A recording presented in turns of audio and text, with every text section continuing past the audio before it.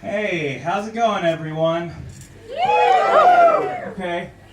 A little nervous just because I think you can tell by the sound of my voice. I'm an American, and this was not how I was expecting my week to go, honestly, in a different country. My ideal trip to Ireland was trying to find a new place to live because I am trying to get as far away from country music as possible. And then apparently that just turned into an apology tour. So, on behalf of the smart Americans, I just want to say I'm sorry that our president's a fucking dumbass dipshit. Hold your applause. Second, I'm sorry that we started World War III. And third, I'm sorry for whatever any drunk American has said to you on St. Patrick's Day. They are not Irish American, I guarantee it. Yeah, okay. Yeah. I have approval. I can go back to the country safely. That's great. I've learned, because I'm an American abroad. We don't do that a lot. It's like a rare species, I guess, except for you lot over here. We're like great white buffalo. There is a stereotype with Americans that we're dumb tourists. And I try really hard to be like a good American, or like try and make a good representation for my country. But I managed to fuck it up almost everywhere I go. I was in Germany doing like a study abroad and trying to learn German, because I made smart choices in life. That was my degree. And I didn't think in 2020 it'd be a problem that I'm a white bearded guy that possibly looks like a neo-Nazi that also speaks German, so life's going great.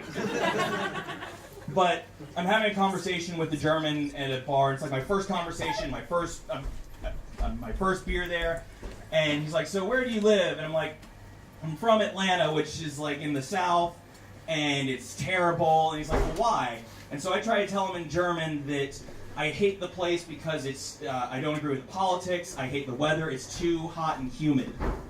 Sounds reasonable. Here's what I actually said. The word for humid in German is schwül. What I said is schwül. Do you see the difference? Probably not. I didn't either.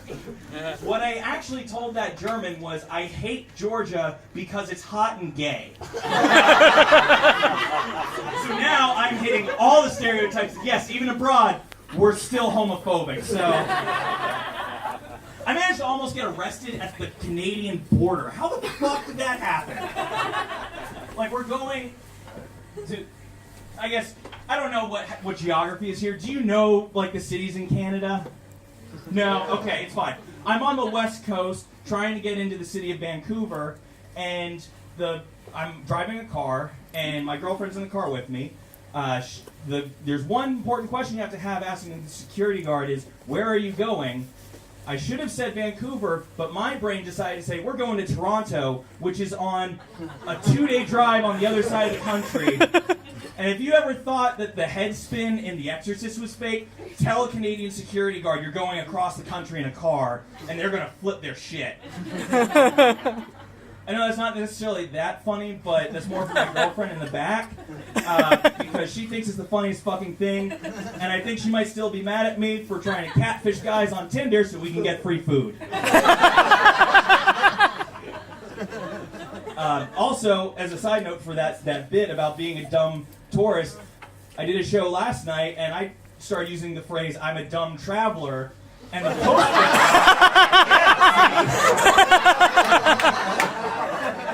Just give me beer and I'll put my foot in my mouth for you. How about that? So comedy in America is going great for me. Not wanting to brag, I had 2 friends in the past year ask me to be the MC at their wedding for free. Not because of my jokes, but because, hey, you're comfortable being awkward in front of everybody. It was sad. That's the only way to describe it. Thanks, Mom. I appreciate it. I really wish you were my mom, but we're not getting into that.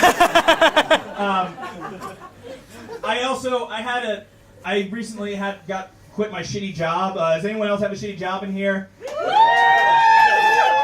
Cheers to you. I worked customer service over the phone, which, does any of you brave wounded warriors in here? No? Okay. Oh, you? You are a hero, sir. Don't listen to what the military says. You are a goddamn hero.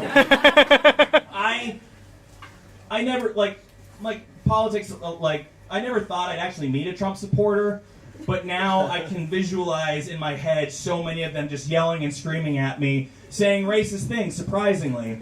I worked for a company that basically people call in and say, hey, this part was missing in the product I was putting together, or this piece was broken.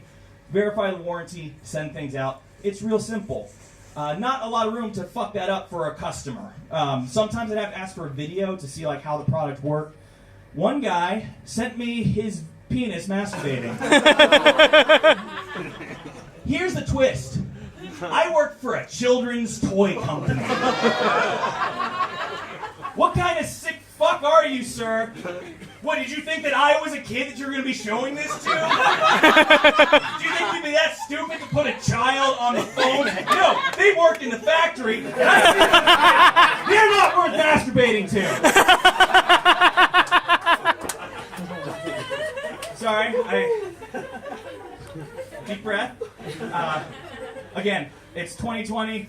I know what I look like. I shouldn't really be allowed at if I go to a park, the cops are going to be called on me. I suffer from what's called resting psychopath face, so please laugh.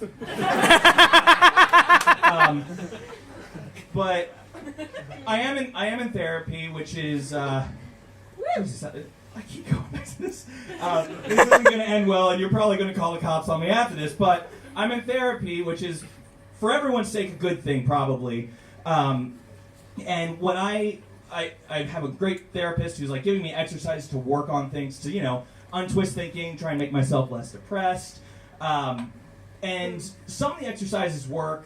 Some of them are a little weird because one time my therapist was saying, hey, you should carry a picture of yourself from when you're 3 or 4 years old, and when you feel like you want to beat yourself up, pull that picture out and stare at it, because no one's supposed to yell at children. That was a first meeting. We hadn't delved into anything yet. And I also realized that's not going to work out too well, because if I just pull out a picture of a child for no reason in public, at work, someone comes up to me, they're not going to say, hey man, are you feeling okay? What's going on? They're going to say, whose child is that? And they're not going to like the answer, oh, don't worry, this is just supposed to make me feel better.